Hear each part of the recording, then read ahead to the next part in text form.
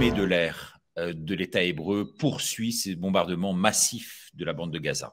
Selon le Bureau de coordination des affaires humanitaires des Nations Unies, 2185 bâtiments ont été intégralement détruits, 5434 logements tellement endommagés qu'ils sont considérés comme étant inhabitables, 8840 autres habitations tellement endommagées, totalement dévastées. Alors, je ne sais pas s'il n'y a pas un souci de son et d'écho. Je me tourne vers la régie parce que c'est très difficile de pouvoir continuer avec ce souci-là. Je vous disais donc que l'hôpital de Gaza, bien sûr, symbolise aujourd'hui toute cette terreur dans cette riposte israélienne, faisant suite à la tuerie ignoble, bien sûr, du Hamas. Alors, c'est la loi du talion pour œil, dent pour dent, et cet engrenage sans fin dans un conflit abominable où les populations israéliennes et palestiniennes sont instrumentalisées aujourd'hui par les politiques. Le Hamas d'un côté, Netanyahou et sa folie meurtrière de l'autre. Eh bien, pour nous éclairer sur ce sujet si complexe, qui mieux, oui, que Léo Nicolian, véritable journaliste de guerre, pour nous en parler aujourd'hui et ce soir. Il était sur place il y a encore de cela quelques heures dans la région. Léo, bonsoir.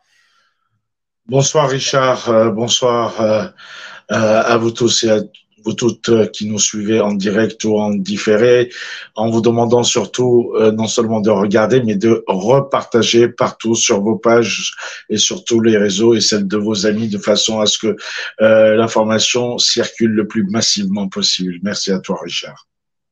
Merci Léo. Alors tout d'abord, bien sûr, on le sait, Israël demande d'évacuer 1 million de personnes de la bande de Gaza. Ils vont aller où, Léo, tous ces gens? Alors, on sait qu'au nord, il y a Israël, au sud, il y a l'Égypte, on parle de corridors au nord. Ils vont aller où exactement? C'est la grande question que tout le monde se pose depuis 1947. On a vu beaucoup de Palestiniens quitter ce qu'on appellera Israël, ou la Palestine occupée, suivant la dénomination. Alors, ce qu'il faut savoir, c'est qu'il y a ceux qui sont partis volontairement et ceux qui sont partis involontairement, qui ont été forcés de partir. Il y a eu plusieurs vagues, 47, il y a eu les années 60, 67, 73, et puis, évidemment, qui se sont retrouvés pour une partie d'entre eux en Jordanie. On a vu Septembre Noir, ça s'est un peu mal terminé pour eux parce qu'ils s'y sont pas forcément, je parle pas du peuple, hein, je parle des organisations politiques et militaires palestiniennes, elles se sont pas toujours bien comportées. Elles ont essayé de créer un État dans l'État. Et puis, bien sûr, les accords du Caire. Il y a eu au Liban, petit pays de 3 millions d'habitants où je suis né, 1 million de Palestiniens avec évidemment l'émergence de l'OLP, du Fatah, de Yasser Arafat et d'autres groupuscules adverses comme le FDLP et puis d'autres organisations qui se concurrençaient. Le Hamas n'existe pas, le Hezbollah encore moins. Alors, où vont-ils aller? Telle est la grande question. Le monde arabe, vous savez, est très vaste.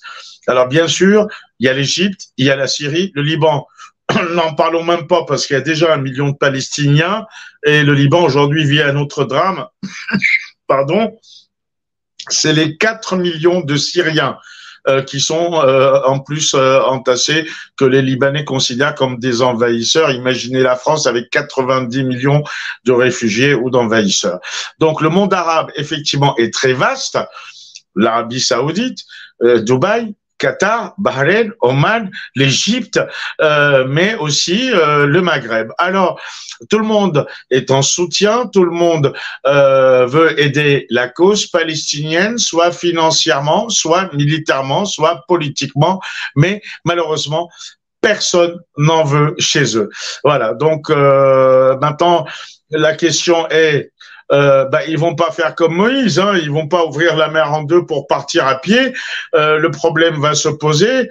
Gaza, il faut savoir que il y a Gaza d'un côté, la Cisjordanie de l'autre, où il y a encore l'autorité palestinienne de Mahmoud Abbas qui vaut ce qu'elle vaut. Mais Gaza, c'est un peu particulier parce qu'il y a un seul accès, c'est la mer, et ils ne peuvent jusqu'à maintenant. Ils ne pouvaient qu'aller jusqu'à 10 kilomètres, pas au-delà.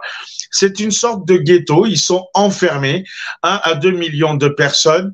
La population la plus dense de la planète au mètre carré. Et puis, bien sûr, quand vous avez des enfants ou des adultes qui n'ont comme seul espoir uniquement ce petit bout de 10 kilomètres. Alors, imaginez que vous habitez dans un arrondissement parisien et que il y a des murs autour. Vous ne pouvez même pas aller d'un arrondissement à l'autre, encore moins aller d'une région à l'autre, encore moins visiter la France et voir le monde. Voilà le triste sort réservé à la population, ça c'est une chose. Et puis évidemment, vous savez, Daniel Balavoine avait sorti une phrase très forte à François Mitterrand, je me souviens de ce débat sur France 2, il lui avait dit quand la jeunesse est désespérée, le désespoir mène à tout, y compris à la violence ou au terrorisme. Donc, c'est peut-être des gens désespérés, mais évidemment, ce désespoir du peuple palestinien ou de la cause est bien entendu fait l'affaire des uns et des autres pour leur intérêt politique, stratégique, que ce soit... Voilà, on va y revenir bien sûr tout au long de cette émission. Je tenais quand même à lire ce témoignage sur place de Marie-Armelle Beaulieu, qui est rédactrice en chef de Terre Sainte Magazine, et qui dit: les chrétiens de la paroisse sur place ont préféré rester ensemble dans les locaux de la paroisse et de l'école. Cette paroisse n'a pas d'électricité, cette paroisse n'a plus d'eau, car plus de carburant pour la pompe qui puisait dans les puits. Ils attendent, ces chrétiens, en prière, en silence, s'attendant bien sûr à quoi? À la mort, espérant dans le Seigneur. Leur foi, dit-elle, m'édifie. Ils ont choisi de ne pas suivre l'ordre d'évacuation prononcé aujourd'hui. Pour aller où? Comment? Eh bien, sans aucune famille ni secours dans le sud. Ils sont palestiniens comme la majorité des chrétiens locaux.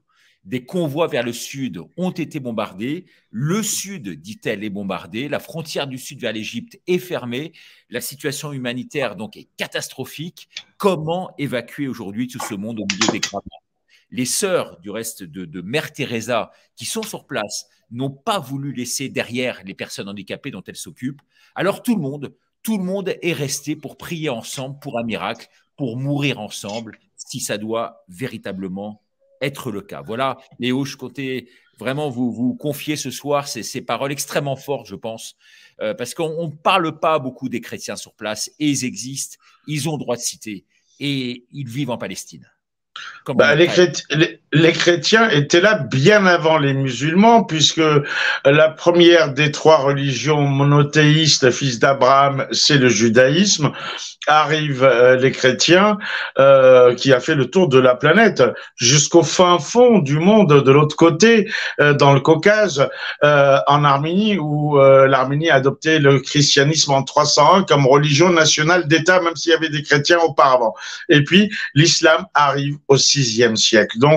Donc les chrétiens palestiniens, syriens, libanais sont des descendants des chrétiens d'Orient, des apôtres de Jésus-Christ, et bien entendu, ils sont là depuis bien avant, si vous voulez, les autres. Alors oui, dans beaucoup de pays arabes, vous avez une communauté chrétienne qui est de plus en plus menacée. Hein. Les chrétiens d'Orient aujourd'hui se réduisent à peau de chagrin.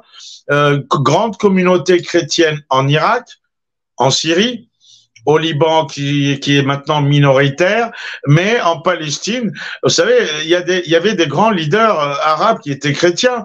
Le ministre des Affaires étrangères Tariq Aziz de Saddam Hussein était chrétien. Dans l'autorité palestinienne, il y a aussi des chrétiens. La plus grande porte-parole de la cause palestinienne, avec sa chanson Sanarja'u Yawman, c'est-à-dire nous reviendrons un jour, la libanaise la chanteuse Férouz est aussi chrétienne, donc ce n'est pas une question de religion, même si il y a des gens qui utilisent la religion dans un but politique, c'est ce qu'on appelle l'islam politique, on le voit en Turquie et ailleurs. Alors justement, la question que je voulais vous poser, c'est on a vu que les États-Unis, Biden est sur place, veulent aujourd'hui se servir d'Israël et de sa volonté insatiable de conquête pour semer un peu le chaos dans le monde, déstabiliser en tout cas l'Occident, favoriser cette islamisation galopante dans nos pays. Est-ce que c'est pas une guerre qui risque de se profiler des Arabes, des musulmans finalement contre les Blancs? Vous voyez ça comment, vous qui vivez sur place? Écoutez, la plupart du temps, il faut le savoir, je vis à Paris, en France. Mais depuis 2019, enfin depuis 91, je parcours le monde et c'est une région dans laquelle je suis revenu depuis 2019, jour où j'ai eu le malheur d'interpeller Macron pour la première fois et la deuxième. Donc évidemment, c'est une région instable. Il y a la montée en puissance, non pas de l'islam, mais de certains groupes radicalisés qui ont trouvé cette voie-là, qui est une voie nouvelle. Hein. Il y a encore dans les années 80, qui parlait d'islam? Non. Vous savez, les mouvements entre guillemets islamistes ont démarré avec, aussi paradoxalement que ça puisse paraître, les États-Unis qui ont créé Al-Qaïda, Oussama Ben Laden, les réseaux djihadistes. J'en avais fait un film, Le Coran et la Kalachnikov, sur France 3. C'était pour déstabiliser l'Union soviétique quand elle est rentrée en Afghanistan, car bien sûr, pour les Afghans et les musulmans, les Russes qui sont athées, qui boivent de l'alcool, sont des infidèles. Donc, on s'est servi de ce paramètre-là. Alors, il y a aussi d'autres mouvements qu'on a créés. Vous savez, François Hollande lui-même et son ministre des Affaires étrangères, Laurent Fabius, avec le recul dans leurs ouvrages, ils disent: on aurait peut-être mieux fait de rester neutre plutôt que d'armer toute cette résistance contre Bachar el-Assad qui s'est retournée contre nous. Et on a bien vu ce que ça a donné à Paris avec le Bataclan, Daesh et leur réseau. C'est un véritable danger. La Turquie aussi peut être amenée à se servir de ça. Vous savez, ce mouvement Daesh est créé par les Occidentaux pour déstabiliser la région, tout comme on a créé aussi des mouvements djihadistes dans le Sahel.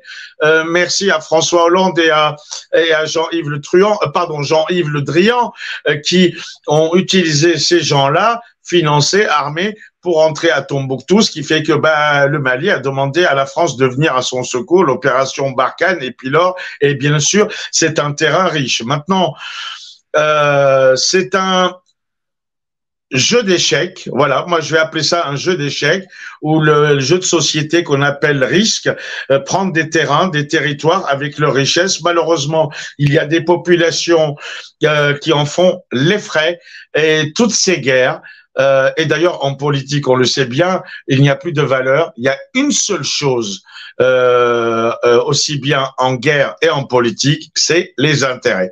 Alors les intérêts, bien sûr, sont stratégiques, sont financiers, sont militaires. Je parle même pas du trafic de la drogue qui ramène des milliards en économie parallèle. D'ailleurs, la gauche en France en était bien servie. François Mitterrand, après la French Connection, l'arrivée du hashish, du cannabis depuis le Liban.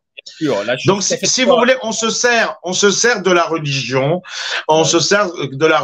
comme un facteur, et malheureusement, ça prend, on voit la radicalisation, on la voit même dans les banlieues en France, et on voit certains de nos politiciens eux-mêmes qui, pour être élus, comme par exemple Jeanne Barséguian à Strasbourg ou Monsieur Mélenchon, sont en train de prôner ce que certains appelleront l'islamo-gauchisme. Mais en tous les cas, le monde va mal, et dans ce monde qui va mal, certains sont très malins d'utiliser la croyance ou l'incroyance ou la non-culture, parce que dans le Coran, vous savez, il y a des gens qui n'ont même pas étudié le Coran, qui est une religion d'amour ou de paix, même si elle a des versets violents, tout comme dans la Bible et dans la Torah et ailleurs, mais pris par le bout de la lorgnette, il y a un lavage de cerveau et on crée des mouvements, et voyez où ça mène. On parlera tout à l'heure de la création du Hamas, pourquoi et comment. Alors, Macron estime que le conflit peut être un élément de division en France, c'est ce qu'il dit ce soir. En tout cas, nous, on est très surpris par ce parti pris des médias français qui est absolument insoutenable quand on regarde la télévision française et qu'on regarde les télévisions étrangères parallèlement, notamment la télévision espagnole. J'ai fait une minute là-dessus qui a été extrêmement populaire, justement sur le traitement de l'information, par exemple, en Espagne de cette tragédie sur place. En tout cas, une telle hypocrisie dans le traitement de l'information aujourd'hui en France, que c'est vraiment insoutenable, avec des images satellites qui montrent, et ils le savent, les journalistes, l'ampleur des destructions dans la bande de Gaza. Alors vous-même, vous avez été sur télévision russe et chinoise. Il faut voir aussi comment est partagée l'information en Amérique du Sud, au Brésil, en Amérique du Sud et par le reste du monde, c'est-à-dire l'Asie et la Russie et les pays de l'Est. Voilà, vous êtes sur place et dans ces pays-là et vous voyez ça. Donc, simplement, je voudrais qu'on montre à travers cette émission quand même quelques petits reportages que vous avez tournés. Vous revenez de ces zones-là et il y a des images quasi insoutenables qu'on va vous montrer, que vous avez tournées. Vous étiez sur place et vous allez contextualiser ces images, Léo, que notre ami Renaud, qui est en régie, va nous envoyer là tout de suite. Renaud, merci de nous envoyer ces images et donc Léo va nous en parler juste après. Le temps que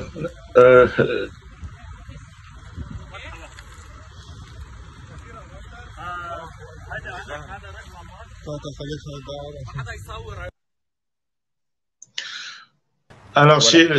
si on m'entend, voilà, le temps qu'on puisse mettre ça en régie, la bobine, voilà, c'est horrible. C'est des journalistes. C'est un tir ciblé. J'y étais. Mais je suis désolé, je peux pas regarder ça parce que c'était aussi mon ami depuis 2020. مين هيدي مين؟ هيدي مين روبير؟ روبير مين؟ ما تعتني هم شلتك من عزرايل تذكريني بكره اكيد اي اجري ما تعتني هم روقي شوي حيدر ايه راح كسر لك تليفونك قل لي شو القصة؟ الصليب راح. Alors, Léo, est-ce qu'on peut avoir juste... لا يا خيي لا.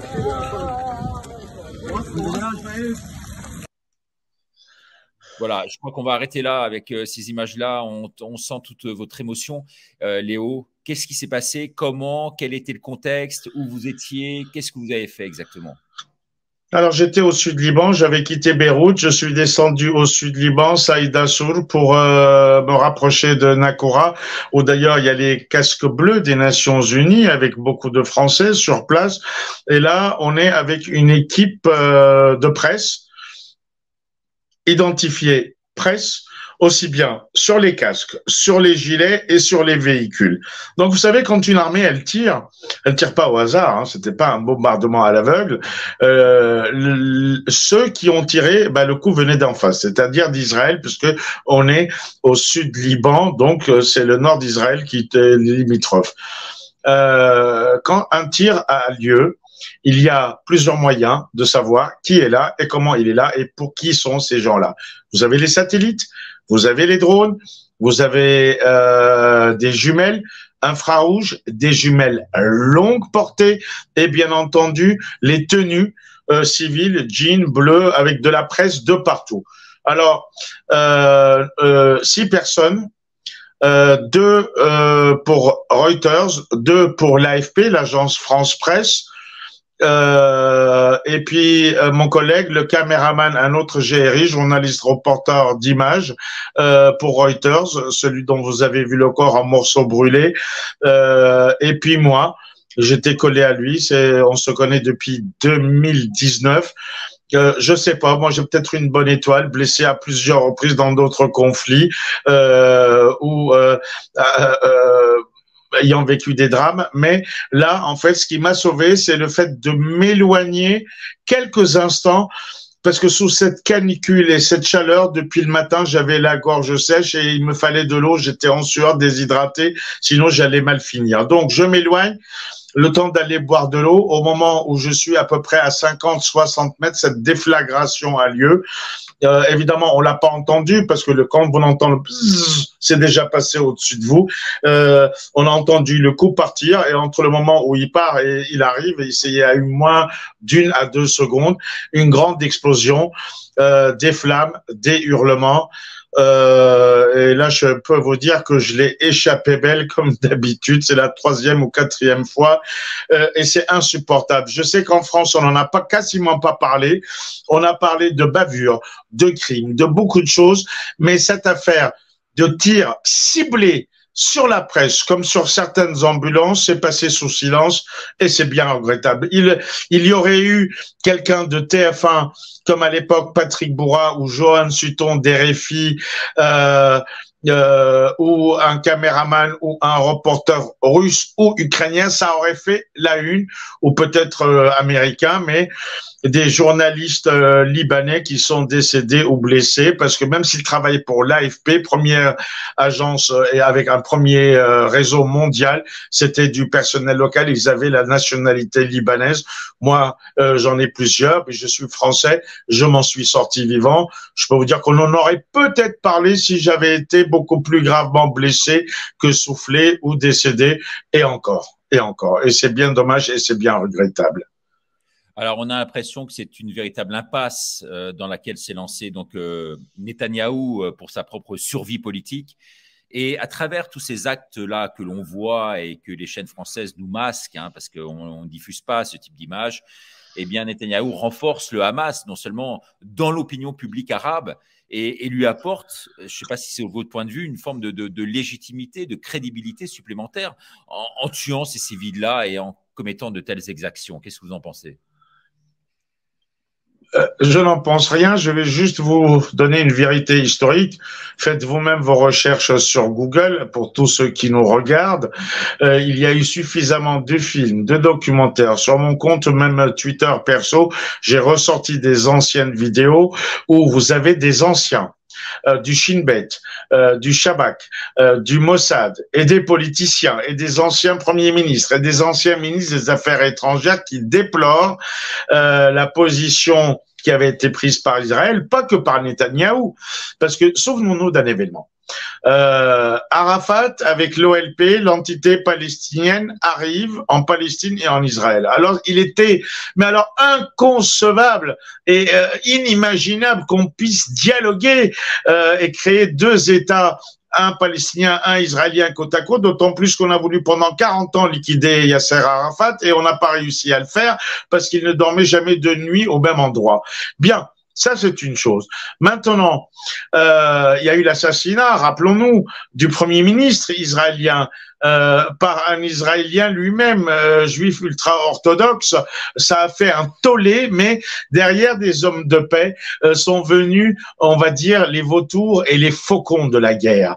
La guerre, ça rapporte à l'armement. La guerre, ça rapporte par le sang, ça rapporte par une population en moins, et puis il y a des gens bien sûr qui savent jouer de ce jeu-là pour se renforcer politiquement. Si c'est pas moi, le pays va à sa perte.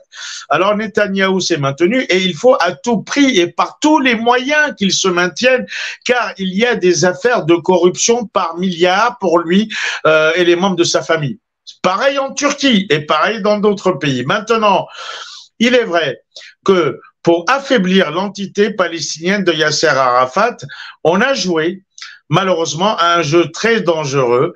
Le Hamas, qui est au départ une sorte d'association, comme une association loi de 1900, qui se transforme en ONG, qui fait de l'humanitaire et du social, mais tenu par des religieux et pas n'importe lesquels, des fondamentalistes issus des frères musulmans, dont le fameux Cheikh Yassine, qui était en fauteuil roulant. Alors, on a laissé faire, on a armé et on a laissé rentrer les armes et l'argent pour financer le Hamas. On a des personnes qui le disent aujourd'hui. Léo, quand on dit on, que ça soit très clair pour les gens qui nous regardent. Ah ben c'est Israël qui a laissé faire. Le on est un con. Là, en l'occurrence, il y a bien sûr les États-Unis derrière. Il y a l'Europe également qui a financé. Et puis il y a surtout Israël aussi qui a financé. C'est ça qui est incroyable.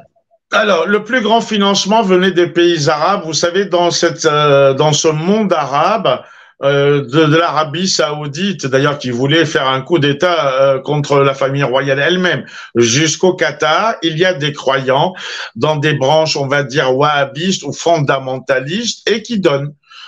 Comme à l'église, ils donnent de l'argent et cet argent arrive par valise. Alors, les services israéliens autorisaient la venue jusqu'au Hamas, parce que l'argent, il fallait bien qu'il rentre, avec des valises bourrées de millions, de dizaines, de centaines, de millions de dollars pour renforcer le Hamas et le rendre puissant face à Yasser Arafat. Et voilà, on a joué avec le feu. Quand on joue avec des pétards ou des mortiers, ça vous pète à la gueule. Alors c'était un jeu très dangereux et on l'a vu à la fin. Le Hamas, pourtant, qui est d'obédience sunnite des frères musulmans, aujourd'hui son principal allié est chiite, c'est l'Iran. Alors, on en arrive à un point où c'est une armée qui est très bien formée, qui a fait des stages, qui a pu, avec les nouvelles technologies, les réseaux sociaux, Internet, etc., avoir des combattants de choc et le soutien de l'Iran aujourd'hui, qui n'était pas du tout au départ, mais c'est un jeu aussi politique entre l'Iran et Israël. On va pas remonter jusqu'au Shah d'Iran et Saddam Hussein et Khomeini, mais aujourd'hui, avec les décennies, les temps changent. Le Hamas, c'est aussi l'Iran, mais on voit qu'au-delà de ça, cette extraordinaire opération du Hamas, pourtant, l'Égypte a prévenu, les services égyptiens ont prévenu les Israéliens. Est-ce qu'ils ont laissé volontairement faire de façon à venir derrière tout casser, dire c'est insoutenable, on va les raser, et c'est ce qui est en train de se passer. En tous les cas, Netanyahou, et c'est du jamais vu dans l'histoire de l'État hébreu depuis sa création en 47. Il n'y a jamais eu autant de morts que il y en a eu plus qu'en 67, qu'en 70, qu'en 73. Et même les personnels qui entourent Gaza, mais le disent dans les vidéos, mais un cafard ne pouvait pas en sortir. Un chien, un chat, tout était sous contrôle. Comment ont-ils pu rentrer? Comment ils en sont parvenus? Il n'y a pas que par les airs, il y a aussi par la terre. Alors, est-ce que c'était volontaire, de façon à ce que la vengeance, vous savez, est un plat qui se mange froid, et l'habitude israélienne au prorata, c'est-à-dire que lorsque vous avez un Israélien qui meurt, la réponse, la réponse des Israéliens, c'est au prorata 1 sur 1 pour 10 ou 1 pour 9 ou 1 pour 10. Alors, donc, justement, alors on imagine que la riposte devait avoir lieu, forcément, mais là, est-ce qu'on peut détruire le Hamas sans détruire tous ces civils sur place? Parce que pour y être allé dans ces territoires-là palestiniens, eh bien, on s'aperçoit de la promiscuité, vous le rappeliez tout à l'heure, de la population, avec une densité qui était absolument... I am live with France. Oui, pardon, Richard, oui. Ouais, donc en cherchant en fait à tuer une personne sur place, compte tenu de la promiscuité de la population, on en tue quasiment 50. Vous m'entendez là, ou vous êtes avec nous? Absolument, absolument, je vous entends. Et le problème, c'est que bien sûr, il y a des gens qui profitent de cette situation. C'est une occasion peut-être rêvée pour Netanyahou. Vous savez, jusqu'à maintenant, Netanyahou se maintenait en disant: si je ne suis pas là pour défendre le grand Israël, shalom à vous mes frères, contre les méchants du Hezbollah, c'est la perte de la nation. Donc, et puis bien sûr, les réformes n'ont pas été faites, celles de la justice, la corruption, et les militaires ont tapé combien de fois à la porte de la Knesset, du gouvernement, pour être entendus avec des signaux alarmistes, mais on n'a pas voulu ni les écouter, ni les entendre, ni même les recevoir. Alors, chacun essaye de tirer son épingle du jeu, mais il y a des gens très vicieux dans l'ombre qui savent bien entendu profiter de cette situation, et personne ne sait encore comment ça va se terminer, mais il ne faut surtout pas que ça se termine par un bain de sang, car lorsqu'on voit ce qui est en train d'arriver, moi je suis outré, scandalisé par les morts civiles, d'un côté comme de l'autre, d'un côté comme de l'autre. Bien sûr, d'un côté comme de l'autre. Alors, on va s'intéresser maintenant, peut-être dans cette seconde partie d'émission, à la réaction un peu internationale et notamment du monde arabe. Vous qui connaissez ça mieux que personne, vous allez nous en parler. On parlait tout à l'heure donc du Hezbollah qui aujourd'hui a torpillé donc des bases américaines sur place, le Hezbollah pro-iranien qui prend effectivement le relais de cette opération. Le Hezbollah, vous connaissez bien parce qu'ils sont justement au Liban. Au Liban. sur des terres que vous connaissez bien. Et donc, ça, c'est la première des étapes, d'après vous, vers cet engrenage international. Comment réagissent les pays arabes? Parce qu'on a vu énormément de manifestations un peu partout. Du reste, on a des images que Renaud va nous montrer, des manifestations qui ont eu lieu, qui étaient immenses. On l'a vu à Tunis contre l'ambassade de France, on l'a vu contre l'ambassade également de Grande-Bretagne, contre les Américains et les intérêts. On a vu également des Juifs manifester au Congrès américain aujourd'hui en disant stop, arrêtez vos massacres à Gaza. Ce qui est assez en Turquie, jusqu'au même aux Philippines, à Manille et en Asie, parce que le monde musulman va jusqu'au fin fond de l'Asie, à Moscou, à Tchétchénie, mais bon, on les a pas beaucoup montré ces images-là, mais c'est vrai que ce sentiment, au-delà du monde arabe, c'est un sentiment dans le monde entier, et puis bien entendu, la peur, c'est comme un certain homme que je ne citerai pas, dont je ne citerai pas le nom, le choc des civilisations et le choc des religions. Mais on n'en est pas loin. Et il faut vraiment à tout prix éviter ça parce que, après tout, juifs, chrétiens et musulmans sont tous issus des fils d'Abraham et vivre en paix dans l'harmonie. Ben, il y a des gens qui souhaitent à ça, dont vous, moi et tant de gens, mais il y a aussi des gens qui ne le souhaitent pas, diviser pour mieux régner et faire des intérêts, quitte à déclencher des guerres, des holocaustes, des génocides, des Shoah, des massacres. Tout est bon pour eux. Alors, pour montrer un peu tout ce que vous représentez, Léo, et puis on va passer cette troisième partie d'émission justement là-dessus, justement sur votre rôle politique, journalistique, en tout cas majeur sur place. Vous avez une véritable crédibilité, que ce soit en Russie, où vous êtes reçu par les autorités, que ce soit en Arménie, où vous dénoncez un certain nombre d'exactions sur place, et que ce soit maintenant sur place au Liban. On va voir, Renaud va nous les montrer, les images de la télé russe qui parlent de vous, figurez-vous. C'est assez étonnant.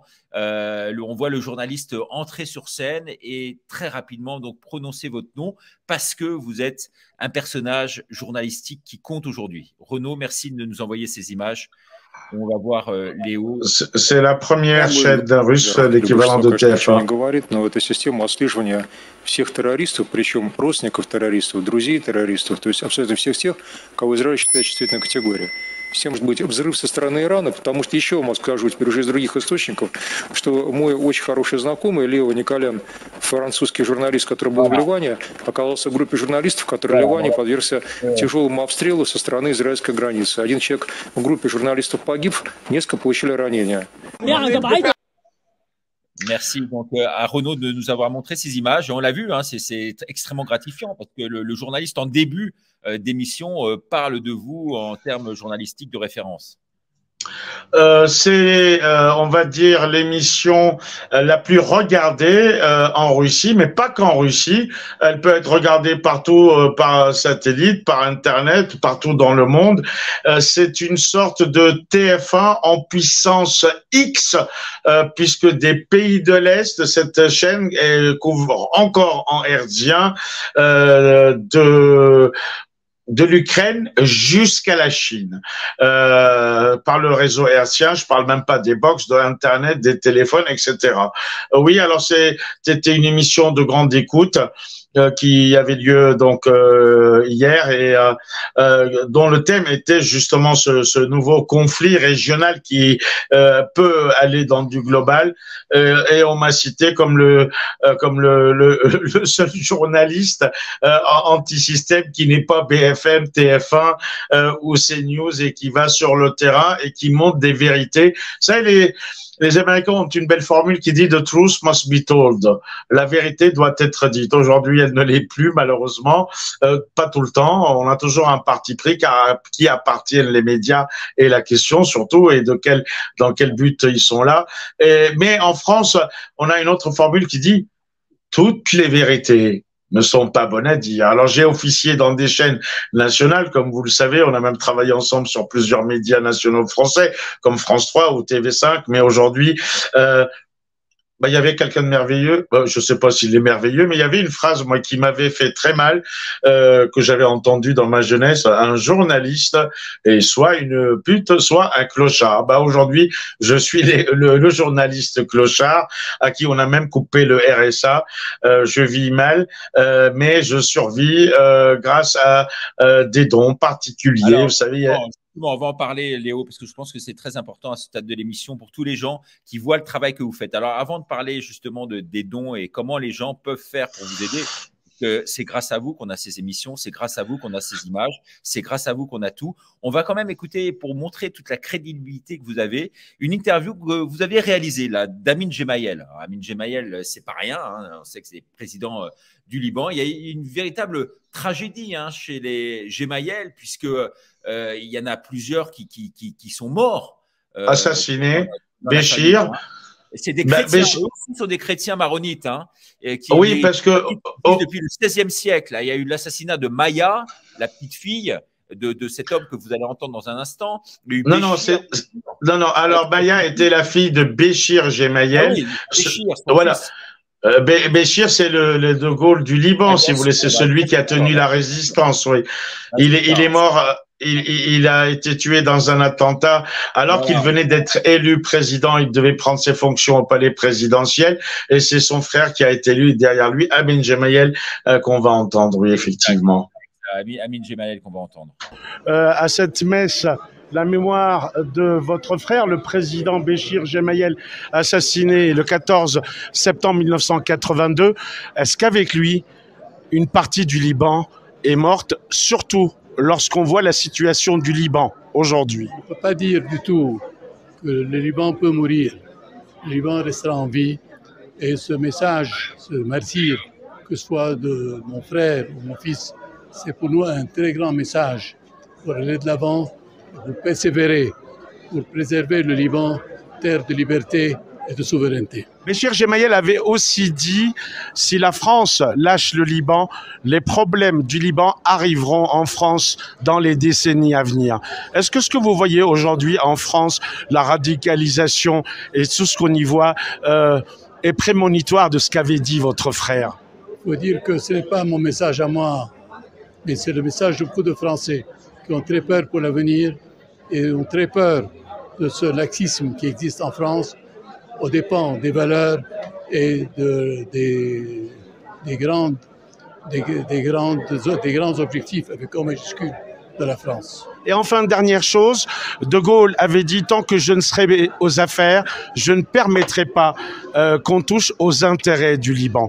Aujourd'hui, les intérêts stratégiques de la France privilégient une partie des Libanais. Vous savez très bien de qui je parle, au détriment des autres. La visite de Jean-Yves Le Drian en a montré beaucoup d'exemples. Alors, comment vous réagissez par rapport à la position aujourd'hui de la politique du président Macron vis-à-vis du Liban dans sa globalité? Tout d'abord, le président De Gaulle est mort il y a longtemps et je ne sais pas ce qui reste de son testament au service des grandes valeurs. De toute façon, nous comptons toujours sur la France, sur le peuple français qui a toujours le Liban dans son cœur. Je vous remercie. Voilà, donc merci Léo encore pour ce témoignage et cette magnifique interview. Alors, on va revenir justement sur la question. Il m'a fait rire parce que c'est un renard très rusé politiquement. Il n'a pas osé s'en prendre directement à Macron, alors que c'est le Français, mais le plus détesté dans le Moyen-Orient et pas qu'en France. Mais on a vu Macron venir à l'aide du Liban lorsqu'il y a eu l'explosion du port de Beyrouth et quelques mois plus tard. Mais ils se sont bien rendus compte depuis qu'il s'est bien moqué d'eux et que la seule chose qui l'intéressait et qu'il a eu, c'était Total Energy avec plusieurs blocs d'hydrocarbures et l'exploitation du port de Beyrouth pour 20 à 30 ans. Mais on va pas, disons, les anciens ou les actuels politiciens ne vont pas le dire. Il y a clairement, ils ne veulent pas appeler un chat. Vous voyez, il est parti sur De Gaulle. Aujourd'hui, les choses ont changé. Les Français ont toujours le Liban dans le cœur. En ne répondant pas directement à la question, en la contournant. Alors, effectivement, Macron détesté sur place au Proche et Moyen-Orient, détesté en Afrique, ça fait quand même beaucoup pour l'image de la France. Vous sentez, vous, quand vous allez sur le terrain, que l'image de la France est fortement égratignée sur place?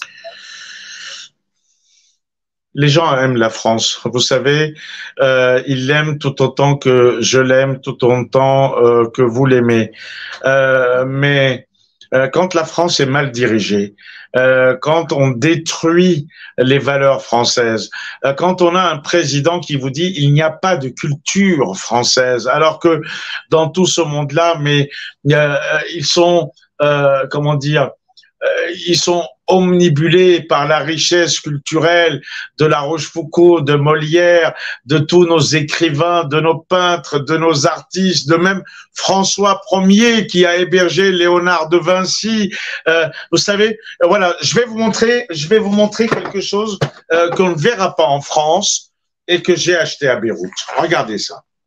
Voilà, De Gaulle et le Liban. Vous voyez, ça c'est un ouvrage en français d'Alexandre Najjar, qui est avocat à la Maison des avocats, et il en a fait 2. Vous voyez comme l'amour de la France existe, mais il y a aujourd'hui une détestation et une haine farouche contre un personnage qui lui-même déteste la France, sa culture, qui la découpe, qui la vend en petits morceaux. Ça n'a pas commencé que par lui. On a vu la vente d'Alstom et des fleurons de la technologie, de l'industrie française, mais les fonds de pension, bientôt plus de sécurité sociale, les hôpitaux qui ferment. Mais les gens se disent, mais qu'est-ce qu'il a, votre président ? Pourquoi il est en train tous les jours de rajouter un clou sur le cercueil de la Maison France au lieu de l'aider à se redresser? Ça, c'est la question qu'il faudra peut-être un jour que les historiens posent ou que le peuple de France pose à Macron. Mais vous savez, la preuve que ça n'a pas pris, c'est que il est encore chef de l'État. Je ne vais même pas parler d'élection ou de réélection, mais en tous les cas, le système est bien parti et il y a une suite à ça, mais ça, c'est une autre affaire. Mais les gens ont l'amour de la France, mais ils détestent, tout autant que nous, ils détestent le gouvernement français. Ça, c'est sûr et certain. Et n'oublions pas qu'en islam, il y a des choses qui sont interdites, comme dans la chrétienté, pour ceux qui sont croyants, ou dans le judaïsme. Allez, je ne vais pas parler de LGBT, d'homosexualité, d'églises qu'on ferme alors qu'on construit des mosquées. Ça, c'est un autre dossier. Voilà, exactement. Alors, on va terminer cette émission justement par la nécessité d'avoir des actions et des paroles comme les vôtres. Ça fait déjà 3/4 d'heure qu'on est en ligne. On va rendre l'antenne parce que on a des impératifs d'ordre technique. Et puis, on va vous faire revenir comme ça, vraiment un rythme très récurrent parce que je sais que nos téléspectateurs vous aiment beaucoup. Alors, tous ceux qui nous regardent là aujourd'hui, comment peuvent-ils faire concrètement pour vous aider? Vous savez, j'ai essayé depuis quelques années, malgré toutes les perquisitions, les 52 gardes à vue, tous mes procès, je ne vais rien demander. Et je vais vous dire pourquoi. Parce que les Français, aujourd'hui, ils ont du mal à boucler leur fin de mois. C'est vrai qu'à un moment donné, je me suis dit, si chacun d'entre vous donne l'équivalent d'un café par mois, un café à 1,20 € par mois si vous êtes 1000, eh ben avec ça, je peux faire le tour du monde, je peux m'équiper. Vous savez, j'ai des équipements défectueux, des caméras qui cassent, des trépieds que je suis obligé d'acheter de très mauvaise qualité à 10-20 €. C'est du matériel chinois, c'est du TOC, c'est du jetable. On s'en sert une semaine, alors qu'avec un bon pied Manfrotto qui est à 100 €, ben, ça, c'est comme les fringues ou les habits ou le matériel, faut qu'il soit solide. Mais je suis conscient qu'aujourd'hui, en France, la vie est très chère et très dure pour tout le monde. Et tous les appels aux dons à ce jour n'ont jamais rien donné. Donc, je ne vais pas priver les Français d'un café. Maintenant, ceux qui ont envie, peut-être, sait-on jamais. Moi, je le dis souvent dans mes lives, je le dis souvent, liker c'est bien, commenter c'est mieux, n'envoyez pas d'argent, vous êtes aussi dans le besoin, mais partagez ces publications de façon à ce que l'information circule, car les Français sont peut-être réveillés, mais ils ne sont pas éveillés. Quant à ceux d'entre vous qui ont peut-être un jour envie de se dire, tiens, on va au moins un coup de fil pour me dire, Monsieur Nicolian, notre cœur est avec vous. C'est du réconfort qui, pour moi, vaut tous les milliards de la Terre. Alors, pour me joindre, WhatsApp, Telegram ou Signal, ce sera le plus 33 6 52 54 01 12 plus 33 6 52 54 01 12. Et puis il y a eu des manifestations auxquelles j'étais à Beyrouth il y a encore 3 jours dans le sud Liban où on a vu les députés du Hezbollah, des porte-paroles du Hamas, mais surtout des prêtres chrétiens venir faire des discours en arabe, puisque la messe se fait en araméen, donc en arabe parler de Jésus, et qui sont aux côtés des Palestiniens. Mais ce conflit, j'ai l'impression que c'est, on refait les cartes, on est en train de changer tout l'environnement global, régional du Moyen-Orient, mais pas que. Ça va peut-être commencer par là, ça va peut-être se terminer ailleurs. On ne parle plus ces derniers temps de l'Ukraine et de la Russie. Évidemment, tous les regards et les armements sont braqués sur le Moyen-Orient. Et je pense qu'il faut vraiment que ça se calme le plus tôt possible, sinon c'est parti pour une très longue période. Et on est peut-être en 3e guerre mondiale, si elle n'est pas économique, informative, hybride. En tous les cas, elle est aussi militaire. Et bien sûr, vous remarquerez qu'il y a toujours eu des guerres lorsque l'économie allait mal. L'économie du monde va mal, donc on déclenche des guerres qui ruinent, qui détruisent, qui tuent. Et derrière, il y a des reconstructions. Et puis il y a quelque chose dont on a oublié de parler, c'est que on est en Moyen-Orient, en Méditerranée, et qu'est-ce qu'il y a ici? Du pétrole, des hydrocarbures qui flambent, et certains se frottent les mains. Merci infiniment Léo, merci à Renaud d'avoir organisé cette très belle émission, merci à tous de l'avoir regardé, et on reviendra donc avec Léo à rythme récurrent donc pour qu'il nous explique un peu la situation sur place, lui qui la connaît sûrement mieux que personne.